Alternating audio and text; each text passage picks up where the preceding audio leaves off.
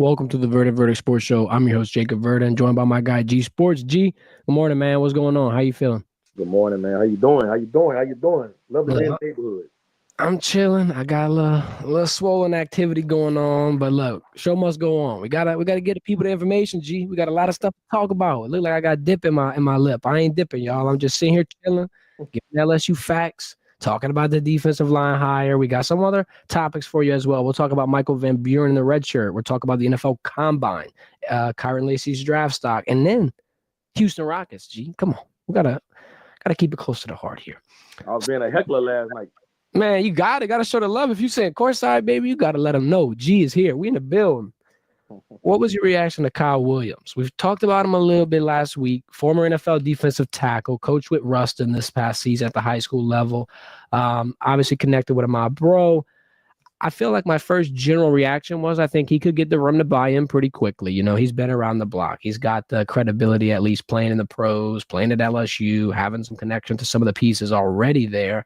Another takeaway, very important that they got it done before spring ball. Obviously, Coach Peoples a great coach, and he could have, taken that role and manned it very well. I'm excited, though, that you get a whole extra spring and extra time to get this room in order, right? Hopefully this brings consistency because it's been inconsistent at the D-line coaching spot for LSU. So I'm just hoping that them getting it done as fast as they did is going to be a blessing in disguise for the Tigers. What was your reaction, G, and how are you feeling about Kyle Williams coming to Baton Rouge? I like the hire, man. I really do. I want to say you kind of threw his name out there when we were talking about who should be a candidate for the next D line coach at LSU. I was advocating for Gerald Chapman, that's a University of Florida D line coach, and um, Dennis Johnson, who was the D line coach for the Baltimore Ravens, and Kyle Williams was somebody that I just didn't think they would go after. I thought that they would try to go get a name that has a resume. Far as coaching wise, we know Right. Kyle Williams. We know what he did at his time at LSU, and a lot of people don't know his story. Man, it's a really really good one, which I think is going to end up being a good hire because he's somebody that really got out the mud. Somebody that came in the LSU kind of undersized, coming out of Ruston High School, went to the NFL. I want to say he didn't get drafted, or if he did, it was like late. And he went on to play, 8+ years in the league, man. It was a start on that Buffalo Bills defense that was one of their best players for a long time, one of their best leaders in that locker room for a long time. And a lot of his former players, like Tre'Davious White, who was a former Louisiana player that played at LSU, talks about how Kyle Williams led that locker room and how he was one of the best teammates he's ever played with.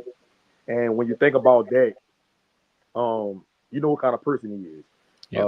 And then what he did at Ruston High School as a D-line coach, and being from that area, a lot of people had nothing but good stuff to say about it. And I thought making this hire was smart from a standpoint of having some ties up north, right? If you don't know about who Ahmad Hudson is, he's the best tight end in the country for 2028. Two-sport athlete, right? He's probably gonna be the next Trey Darius Green. He's that good. I know a lot of big time schools are trying to get his services when it's time for him to come out. And so he coached Ahmad Hudson these last 2 years, his freshman and his sophomore year, man. So he's going to have that relationship with him. Aiden Andy, who's coming in at corner, he has a relationship with him. He coached him on that side of the ball. And like you alluded to, Ahmad Brew. And Ruston High School has a plethora of top talent that's going to be coming out the next coming years. Aiden Andy has a little brother. Is either his little brother or his little cousin that's a freshman or sophomore that plays DB, and he's a heck of an athlete. And they got a bunch of other kids that's coming out through that pipeline. So great hire. He's going to bring energy to the room. He's going to be one of those guys going to be to show those prospects how to get it out the mud, if you will, because that's what he did. And so I think BK was very strategic with this hire, and I think it's going to pay off for him in the long run. And it makes sense why he stepped down from Ruston High School. I think they Yep. knew that this was coming with Bo Davis, and they was getting ahead of the curve. And so because it didn't make sense why he was stepping down from Ruston. I think I talked about that. Like Ruston has all this talent coming back. You're from that area. Why are you leaving? And he didn't give a real reason why he left. And it makes all the sense now why he left Ruston High School to come coach back at his alma mater in a school like LSU. No brainer.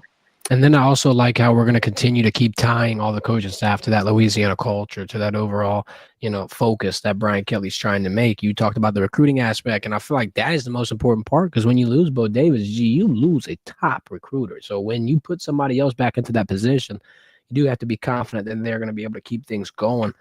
I like the hire as well, and I'm excited to see how it goes. Spring ball tomorrow. We're not going to be there. We're going to be there on the 12th, which is a Wednesday, but tomorrow. I might pop in tomorrow morning, man. You got to pull up, bro. I might pop in tomorrow morning. I think they start at 9 a.m. Mm-hmm. Yeah, I might pop in, man. I might make a little phone call to Coach Joe Sloan or BK, man. Let them know I'm popping in. I don't think no media is supposed to be in attendance. Nah. You got the special privileges. But I might be able to sneak through the back door, man, and get a little approval from BK, man. You're not media, bro. You know Stradamus. It's different. It's different. There's levels to this. You got levels. Let's talk about this Michael Van Buren situation right here, G. So we were kind of talking about it, the potential of the red shirt, and here's my take on it, and I'll open the floor to you. So LSU is going to get him for about 2 to 3 years, right? You're able to 100% check, develop, and put him into a situation where you think he's going to be the guy. This is your guy. All chips going in on MVB. I think the red shirt idea is good, especially from a sense where if somehow, some way, God forbid, knock on wood, I hope it don't happen, Nussmeier goes down, I think you could potentially burn a red shirt and just scratch and throw this whole idea out the window, because more than likely Nussmeier is going to play all these games and going to have a huge year and going to try to scratch and claw to be the top prospect taken in the 26 NFL draft. So from that standpoint, I feel like it's smart because you're really only going to need him for a few games anyway. But are there any kind of like unknown effects or circumstances that are going to play into this, G, that I ain't thinking about? Well, I understand what BK is trying to do when he says that they're going to red shirt him next year. So think about it from this standpoint. I think people forget this when they hear red shirt. You're still able to play 4 games. Yep. Right? So long as you don't go over that 4-game threshold, you're still eligible to be a red shirt. So I think what BK's thought process with this is, we knock on wood, nothing happens to Nussmeier, and you still have 3 years for Michael Van Buren. You get him to lose no eligibility. If something happens to happen to Nussmeier, knock on wood, of course they're gonna pull a red shirt and just throw him into the mix. Yep. And so I don't want people to have an overreaction to this, but I think Michael Van Buren, in my opinion, man, he's the future. I really, really like this kid.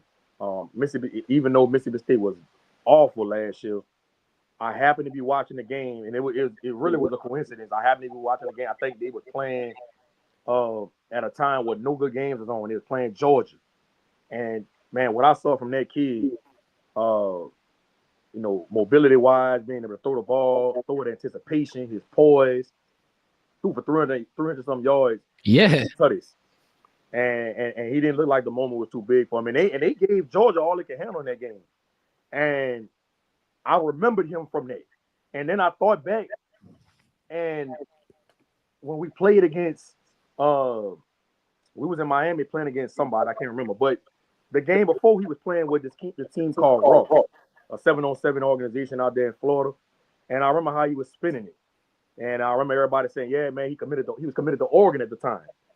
And I never forgot him. And then when I was watching him against playing with Mississippi State, I'm like, man, that's that kid that played for Raw, 7-on-17. And so I said all that to say, I think this kid has all the makeup, man, to be a really, really good player at LSU when Nussmeier decides to leave. God forbid if something was to happen to Nussmeier, I think he is probably one of the best backup quarterbacks, if not the best backup quarterback in the SEC. You cannot beat somebody that has experience. You can't beat somebody that has the arm talent along with that mobility and the mindset. And that's definitely what he has. So regardless if he red shirts or not, I think LSU is in good hand with Michael Van Buren. Let's just take a moment to appreciate the fact that what you just said. You got so many quarterbacks at LSU. It's been a few years of just excellence. You potentially have the best quarterback room right now. You for sure had the best quarterback room 2-3 years ago with Jaden Daniels and Nussmeier. Now you're in a situation where Jaden Daniels goes out, excels at the NFL level. Nussmeier's about to come in, potentially go out, excel at the NFL level. And now you're not left at the drawing board scratching your head, looking for a quick portal grab, looking for a quick fix. You got your guy who's been in your room, who's been in your system, who's been learning with your team throughout the season, the highs, the lows, all the in-betweens. LSU's in a spot where they're turning into a quarterback factory. And I mean, look, I feel like it was only a matter of time. You can't call them wide receiver U and all these different U's and then not have it eventually translate to the most important position. When you got all that talent, when you got all these big names coming out, I feel like it just makes sense for LSU to really knuckle down and understand your developmental you. Might not be able to give the biggest bag, G, but you could potentially give them the biggest outcome, at least in terms of platform, at least in terms of career experience and just getting you to the promised land. That's the 3 letters, NFL. Yeah, and I want to touch on this too, man. With Juwan Johnson transitioning back to quarterback, which he played in high school, from what I've been hearing, man, he has been putting in a lot of work this offseason to prove that he should be considered as the next quarterback at LSU. Really? He's been working closely with Levi Lewis. If you're not familiar with Levi Lewis, this guy was started at Scotlandville, was really, really good. Went to UL and had a hell of a career under Billy Napier. I think he has a couple records over there at UL. I think he only lost 3 games in 2 years as a starter. And so and he's very cerebral and one of the smartest football minds I've ever been around, man. And so he's been working closely with Levi Lewis, man. He's been doing a lot of throwing sessions with some NFL players, along with the LSU receiver coach. And so he's putting in the work.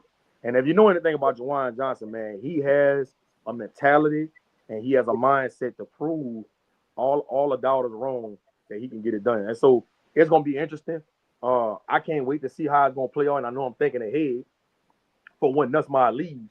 But although I'm very, very high on Michael Van Buren, do not sleep on Juwan Johnson pushing Michael Van Buren or whoever they decide to bring in after Nussmeier's leave to be the next starting quarterback at LSU. I think Juwan Johnson has what it takes. And it's going to be interesting. It's always good to have that kind of competition in the room. I'm excited to see if we're going to get to see some throwing reps from Juwan during the spring period. Yeah. From what I'm hearing, you will. Okay. What do you think goes into a situation like that? Like if you're Brian Kelly, if you're Joe Sloan, if you're any of these coaches and you've got a really talented player that, I mean, has shown he's capable of this, but, he's not in that room. He's in the star or he's in the running back spot. How do you take this shot and just trust, like, all right, let's let him see this one through? Is it the extreme athleticism he's shown? Like, what is it that gets him into this spot where everybody's like, you know what? Let's try it out. Because this is abnormal. I haven't seen this. Yeah, I'm gonna stand on this, man. I say this since they made the decision to switch back to quarterback. I think he should stay either in the DB room or the running back room. That's just my personal opinion, right? But if anybody can make a switch like this, especially to the hardest position on the field and thrive at it, it's Juwan Johnson. And You have to know the kid and know his background and know what kind of mental makeup he has to understand what I'm saying. And so, although I disagree with it, I think he can figure it out, man, and have an opportunity, man, to put himself in position to possibly be the starting quarterback at LSU when Nussmeier leaves. And this would be one of the best stories, I feel like, overall in terms of LSU and a player. I mean, this is a real buy in on yourself moment and completely change the whole course of your career. Because, I mean, look, DB money is good. Running back money is good. Quarterback money is the best. It's the cherry on top. I mean, you could completely change the trajectory here of your NFL career. Let's keep things NFL related, G. Let's talk about the combine. Me and you kind of been going back and forth wondering if the combine is even worth it. Is it valuable? Is it overrated? Now, I got 2 interesting perspectives on this. So first, I'm going to say no, it's not overrated because I do think it's like a tryout of any other sport, G. You do have some guys are ballers. You do have some guys that don't need to go through and show what they can, what they can do, what they can run, what they can push, all these different metrics. They do have some ballers that are just unanimously going to be the best in their class. I feel like in any sport, you kind of have that situation. Coaches know what you can bring to the table. Now, there are some athletes I feel, though, that don't exactly have the whole package, whether it be the tape, the success in the season, a big platform at a big school. And sometimes they need to show off a niche ability, because I think in pros, you do a role, right? I mean, at college and in high school, you do have the guys that do everything. You do have the star players that can shoot, that can rebound, this, that, the other, for, lack of a better example.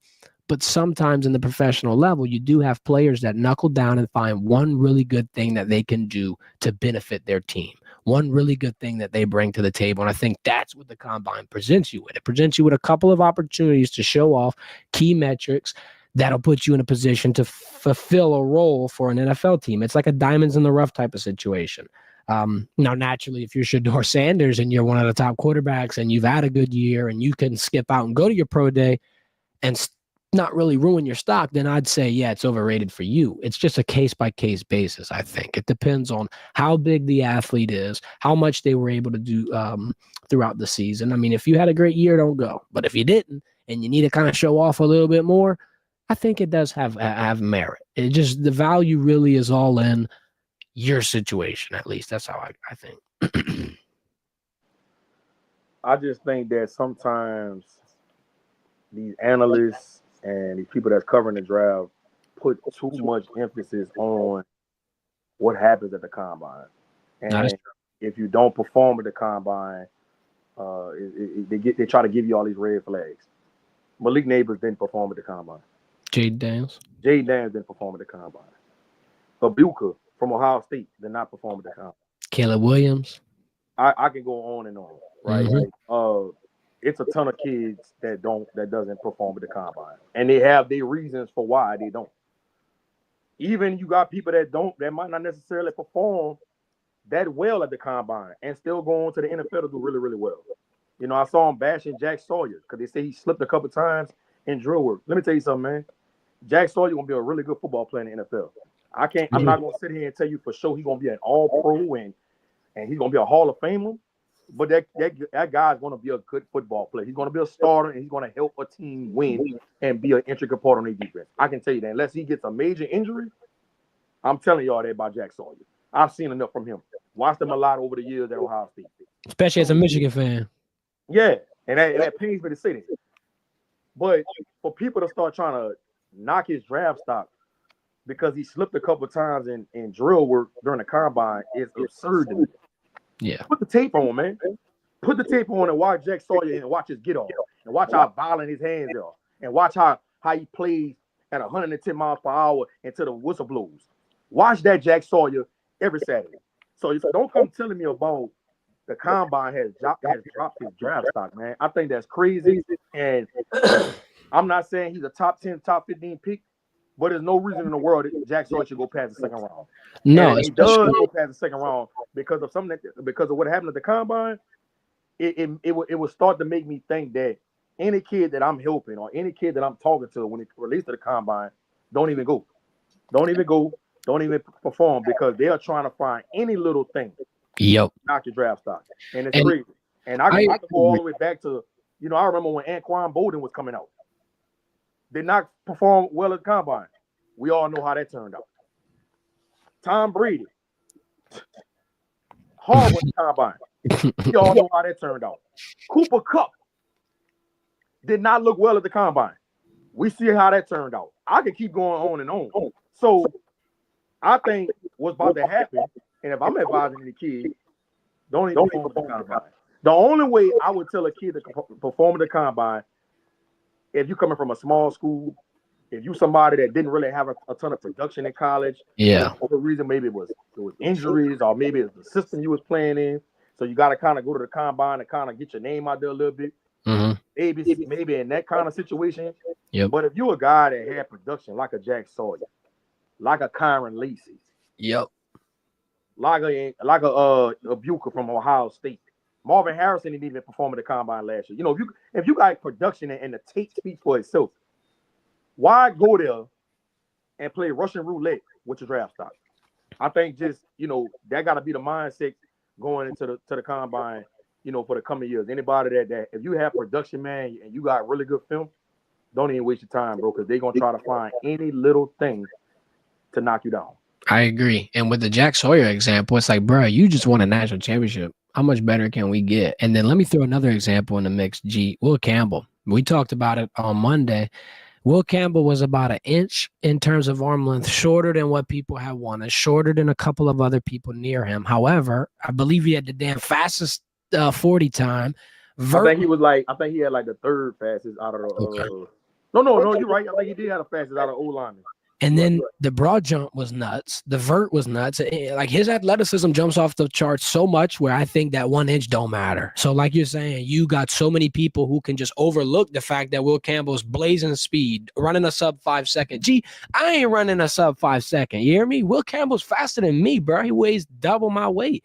Put the tape on, man. Exactly. Those type of moments are making me feel like you don't got to nitpick every single athlete. Some athletes got film. Some athletes got things that they bring to the table that I feel are getting overlooked because we're talking about he's got 32-inch arms and not 33-inch arms. Those type of measurements and those type of nitpicks, it don't make sense. It really. And then we get so enamored by when somebody has the highest vertical, or they have one of the fastest 40s.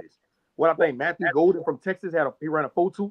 4.29, something like that. Yeah. 4.29. Listen, I think Matthew Golden is a good player, but for people to start saying like, oh, he might be sneaking into the end of the first round, or he might be sneaking into the beginning of the second round. Bro, I'm not. I hope he can go as high as he can. This is no knock to Matthew Golden. I think he's a good player. But we gonna just base this off because he ran a 4.29.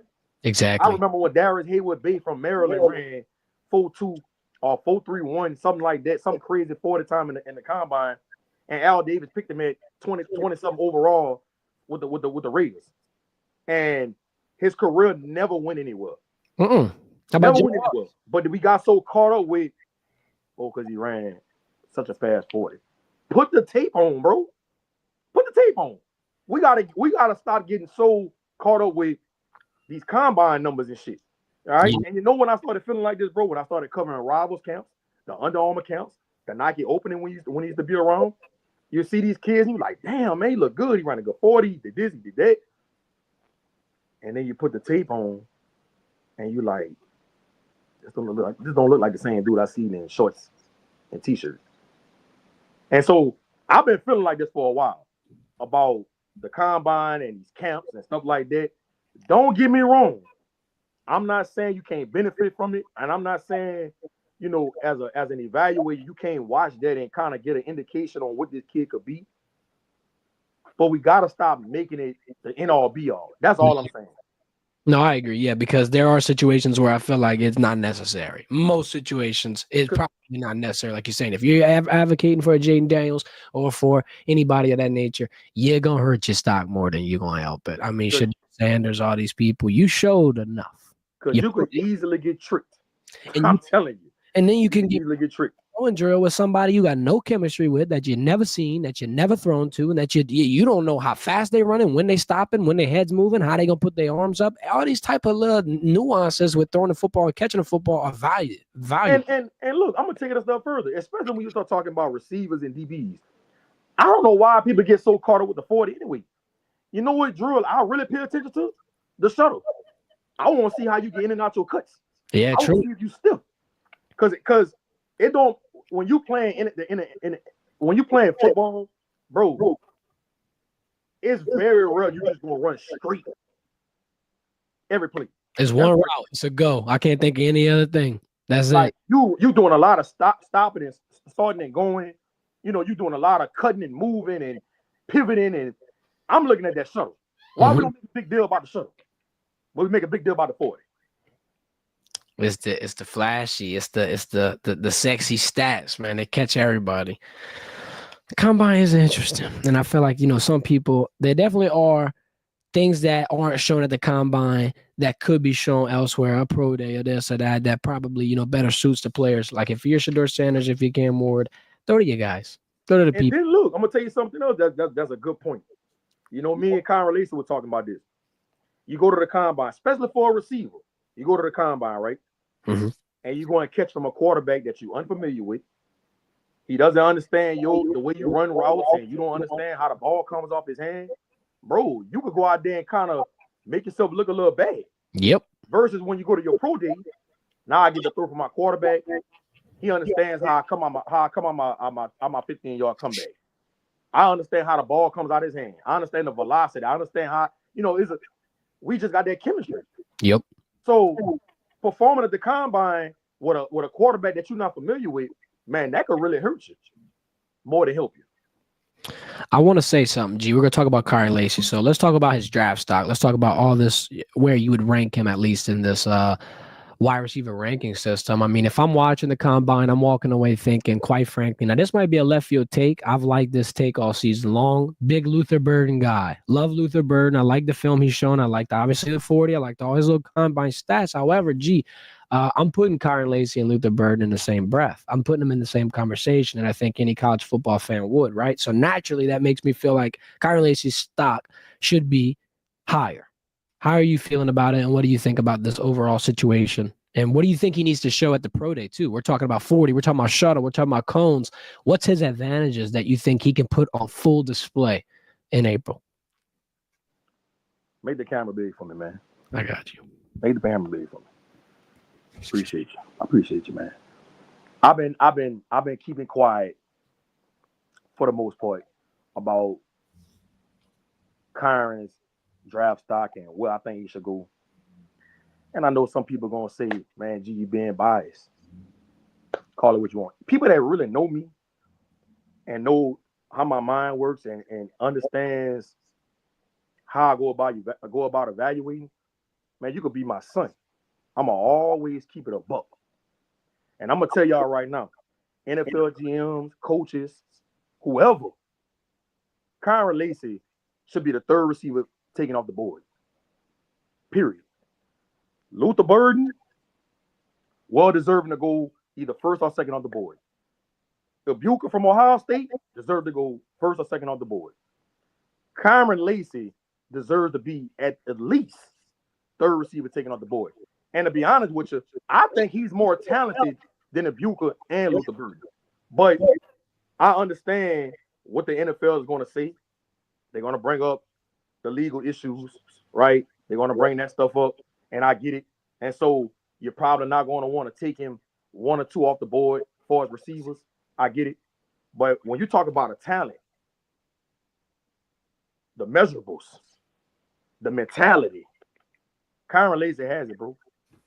And that's not me being biased. When you got somebody that's 6'2" and some change at 210 pounds that could drop his weight and get in and out of the way he do, the feet work, the twitchiness, bro, you just don't see that. That's not common. That's rare. That's a rare trait he has. Yep. He has big ass hands. I remember when he was getting measured at UL by Billy Napier. They say he had hands like E.T. That brings me to my next point. When you talked about what he has to show at the pro day, I know he had some drops here and there throughout the last couple of years. Anybody that's been watching football and understands football knows he doesn't have a drop problem. Kyron's problem was he was so busy trying to catch the ball and get upfield instead of just catching it and then getting upfield. That was just a concentration thing. Let me tell y'all something. This dude has no problem with his hands at all. That's the least of my worries as he gets ready to transition into the NFL. He's going to make remarkable catches in the NFL. He's going to make plays where people are going to be like, God damn, I can promise you that. He's that kind of talent, bro. He's gonna add on to the tradition of wide receiver you. You could book that. Don't let him go to a good situation. Don't let him go to the Cowboys with a quarterback like Dak Prescott. Don't let him go to Washington with Jaden Daniels. With 5. Don't let him go to the Chargers with Justin Herbert. Don't let him go to the Broncos with an ascending quarterback like Bo Nix, who had probably one of the best rookie performances from a quarterback in the last 10 years. And you got somebody like a offensive guru like Sean Payton. Don't let him go to a situation like that. And I can promise you he's going to thrive because those teams I just named, they need a receiver.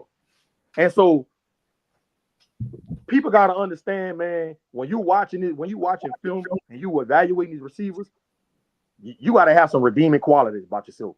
Yep. Kyron has it. He's going to show at the pro day that he's been working out. He's going to show at the pro day that he's faster than ever. I'm gonna go ahead on a limb and say Kyron's going to run high 4.4. Okay. I'm gonna go out on a limb and say that. And if he does that, then yeah, he's in the top 3 wide receivers in terms of talent. I'm gonna go out and say these legal issues. Everybody's going to find out soon enough that he is innocent. I can promise you that. I can't go into details about why I'm so confident in telling you that, but I'm gonna tell you the truth is gonna come out soon enough. All right. This is the key to all of this. Curtis Johnson, who was an NFL wide receiver coach for over a decade, was on that Saints team with Sean Payton that won a Super Bowl. He coached the Marcus Colstons and the Robert Meachams and the Lance Moles of the world, right?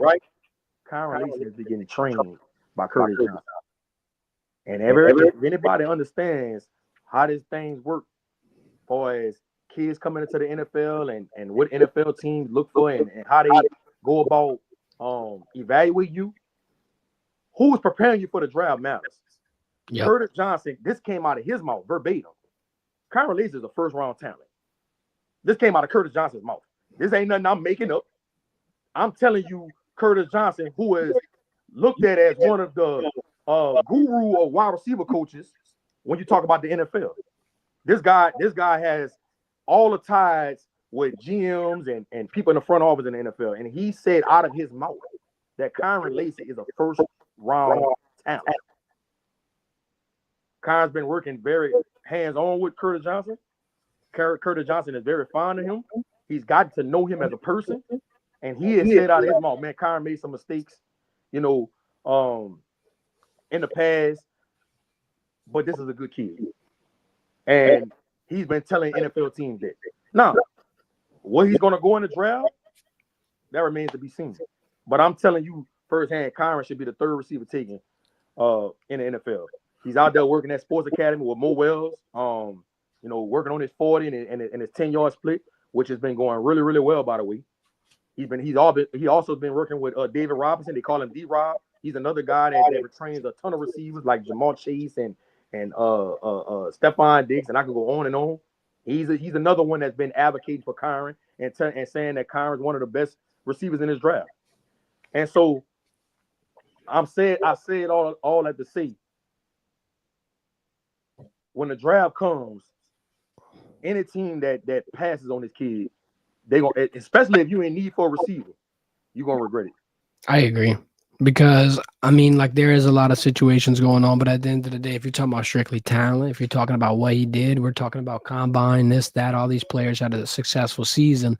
I think number 2 was really the most unguardable. I think you really know what you're getting from him. And, talking about the drop situation.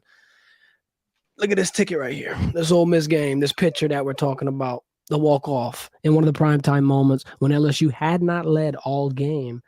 If you had problems with catching the football, I feel like that'd be the moment whenever you would show that problem off the most.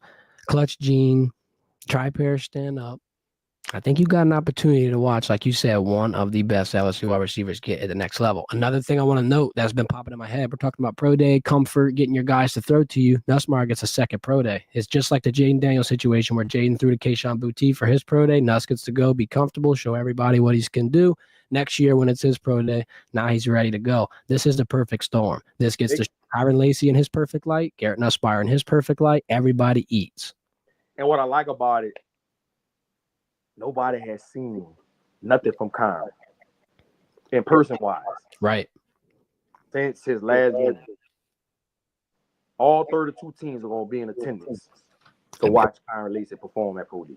It'll be a packed out. And what I like about it, too, is March 26th is one of the last Pro Days. I think March 27th and I think March 28th, that's the last day of Pro Days. But LSU is right at the end. Last impression, man. He's going to make a lasting impression on a lot of these NFL teams. I think when they meet with him and they fly him in for these visits, they're going to really get to know him and understand, like I said, when I talked about Curtis Johnson, said he made some mistakes, we were talking about the gun gestures after the celebrating and stuff like that. Mm-hmm. NFL teams are going to find out, man, that this is a good kid. This is a good kid, has the heart of gold. Been knowing him for a very long time. I've been knowing this kid since middle school. I know his makeup. I know everything about him. And I'm telling you, he's gonna make an NFL roster better when you talk about the receiver position. I agree. I'm excited to see it. Spring ball starting tomorrow, G. So you coming down, boots on the ground? I'm gonna make my mind up at the end of the day.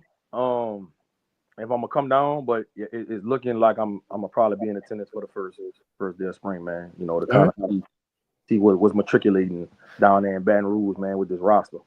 I know Monday, for all the viewers out there, Monday we're gonna move the show from 9 a.m. I got a dentist appointment at 9. So if you got some time on Monday, we might be able to shoot it up, talk about what you saw on Saturday, and I'm gonna have to get this whole situation worked out. Hey, Shama fights tomorrow, Alex Pereira, Ankalaev. If you ain't big on the UFC, I just gotta put it out there into the world. I know everybody's doubting Alex Pereira. Everybody's saying, oh, Ankalaev's gonna take him down. Oh, we got the Dagestani wrestling, all this, all that. Do y'all not remember Alex Pereira fighting Jan Blachowicz? Light heavyweight, big guy. This was his first. Look, I'm not super familiar with UFC. I don't watch it like that. Shama. But you should have been talking about the Tank Davis and man fight last week. That's a knockdown, bro. That's a knockdown. I'm sorry. I know Tank got the Vaseline and all that stuff, bro. You took a knee in the middle of a boxing fight.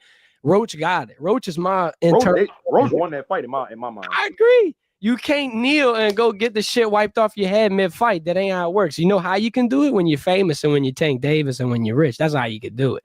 Boxing, that wasn't even. Lamont Roach, you put BTA right there. Belt to ass. Shama, I think he's putting belt to ass as well. We want to talk about him getting put down by Ankalaev on the ground? Nah, we got leg kicks coming your way. We got a Shama victory. You heard it here first. This is what's going on, y'all. If y'all want to pick for this weekend, it's Alex Pereira money line. Vegas shouldn't have put it that low, baby. That's all I got to say.